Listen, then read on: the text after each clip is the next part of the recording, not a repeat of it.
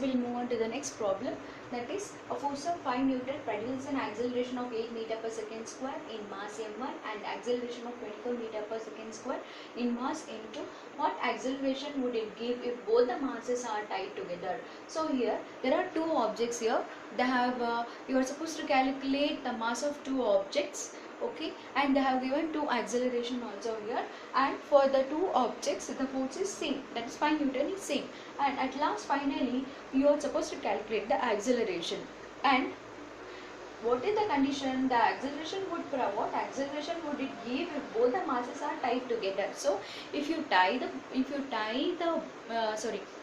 both the masses, what is the net mass you are supposed to calculate? After calculating that, you need to calculate for a acceleration finally. Now we'll collect the data first. So it is given m1, it's a mass for the first object. Okay,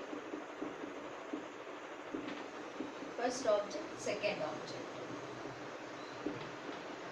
So F is 5 Newton, m is equal to m1, a1 is equal to this how much, 8 meter per second square. So here also it is equal to 5 Newton, m is equal to m2 here, and a2 is equal to 24 meter per second square. We know the formula, F is equal to m1 into a1.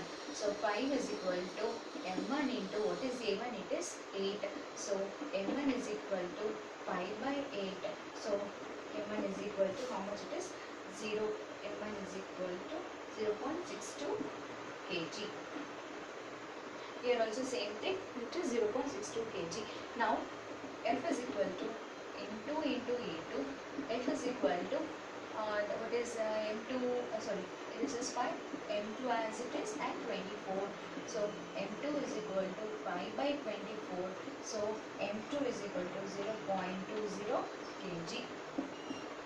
Now when you tie up both the masses, what's going to happen is you need to add both m1 and m2. So m is equal to m1 into m1 plus m2.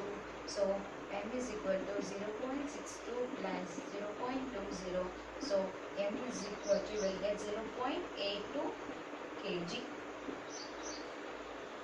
So m is equal to 0.82 kg. Now we got the value for m, and you are supposed to calculate acceleration. So for that, F is equal to m into a. So F we know 5, mass we know 0.82 into a. So a is equal to 5 divided by 0.82. So a is equal to, you will get around 6 meter per second square. So yeah, a is equal to 6 meter per second square. Just go through the problem. If you have any doubt, please come back to me.